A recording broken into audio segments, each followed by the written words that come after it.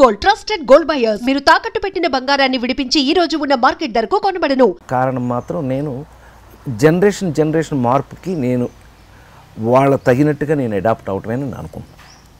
Yes. So ఒక ceramic engineering స్టూడెంట్గా college days ఇప్పుడు మీ క్లాస్మేట్స్ ఏమంటున్నారు? నాకున్న ప్రాబ్లం ఏంటంటే యాక్చువల్గా గూడూరులో సెరమిక్ ఇంజనీరింగ్ చదివాను నేను. ఎస్. నా క్లాస్మేట్స్, నా రూమ్మేట్స్ అందరూ కూడా నాకు ఎంత ఆశ్చర్యంగా ఉందంటే, ఇప్పుడు నువ్వు ఇందాక రాగానే నన్ను ముట్టుకోవచ్చా మనిషేనా అని ముట్టుకోవచ్చా అని ఎలా నువ్వు అంటే 40 ఏళ్ళు కెరియర్ని నువ్వు నోట్ చేసి నువ్వు అసలు నీకు ఊహ వచ్చిన దగ్గర నుంచి రాజేంద్ర దగ్గర సినిమాలన్నీ చూసి ఈ మనిషేనా ఇవన్నీ చేసిందని ఒక తిరుగుతుంది కదా. అది నీకు అర్థమైంది, నీ ఫేస్ చూస్తే అర్థమవుతుంది నాకు. సో ఈ ప్రాబ్లము నాతో పాటు చదువుకున్న వాళ్ళు, నా రూమ్లో ఉన్న వాళ్ళు కూడా రాజా నన్ను రాజా అంటారు వాళ్ళందరూ. ఇట్లా ఇట్లా ఏంట్రా రారా అని నేను భుజమే చేయిస్తే వాళ్ళకి వింతగా ఉంది. నిజమేనా, నేనేనా ఆ రూమ్లో పక్కన మనం పడుకున్నవాడేనా, మనం ఆడుకున్నవాడేనా?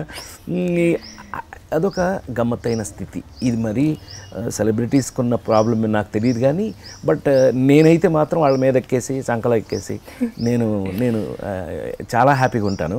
వాళ్ళకి మాత్రం ఆ ఎంబారసింగ్ ఇంకా అలా ఉంది. ఇది నిజమేనా? ఇప్పుడు నేను కనపడను. ఇప్పుడు మీకు నేను ఎక్కడ కనపడతాను? నువ్వు గజేంద్రుడు కనపడతాడు, లేకపోతే రాజేంద్రుడు కనపడతాడు.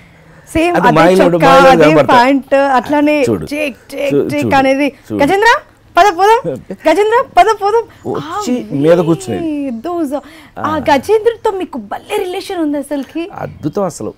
దాంతో అదే ఇందాక చెప్పావే క్యారెక్టర్లోకి ఎలా వెళ్తారు అన్నట్టుగా దాన్ని ఫ్రెండ్ చేసుకోవటానికి ఆ గజేంద్రుడు ఏనుగు ఏదైతే ఉందో దానికి 5 years ఏజ్. దాన్ని అడాప్ట్ చేసుకోవడానికి ఆ మావటి ఎవరైతే ఉన్నారో, దాంతోపాటు వచ్చిన ట్రైనీ ఎవరైతే ఉన్నారో, అతను ఏమేమి చేస్తున్నాడో అవి చూసేవాడిని. దానికి ఏదన్నా ఒకటి చేయమని చెప్పి అది చేయగానే నోరు తెరుస్తుంది. అది అంటే ఏమైనా పెట్టమని. సో అతని జేబులో చెరుకు ముక్కలు ఉండేవి. జేబులోంచి ఒక ముక్క తీసి నోట్లో వేసేవాడు దానికి. అది ఓకే అనుకుని హ్యాపీ అయ్యేది. ఓహో ఇలా ఉందని చెప్పి అని పిలిచి నేను పక్కకి ఆడి జేబులో ఉన్నాయని నా జేబులో పెట్టుకున్నా. ఈ చిక్కీలు ఉంటాయి కదా, చిక్కీలో జేబులోనూ చెరుకు మొక్కలో జేబులో పెట్టుకున్నా. అది షార్ట్ కట్ అనగానే ఆ నోరు తెరిస్తే వాడి దగ్గర నోరు తెరవగానే నేను ఒకటేసా, నాతో పాటు వచ్చేసింది. ఇంకా మీరు నమ్మాలి, మన ఇంట్లో మనం పెట్స్, డాగ్స్, కుక్క పిల్లల్ని మనం ఎలా ప్యాంపర్ చేసి మీద ఎక్కించుకుని ఉంటాము, సేమ్ అంతే, ఏమీ తేడాలి.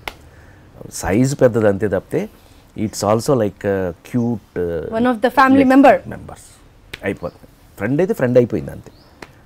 అంత మీరు చెప్తుంటే నాకు ఇమ్మీడియట్ గా షూట్ అయిపోయాక జూకి వెళ్ళేసి I want to make friendship. But you have to know వాళ్ళు రైట్ ట్రైనీస్ దగ్గరికి గబగబా వెళ్ళిపోయి మన పాటికి మనం చేయకూడదు.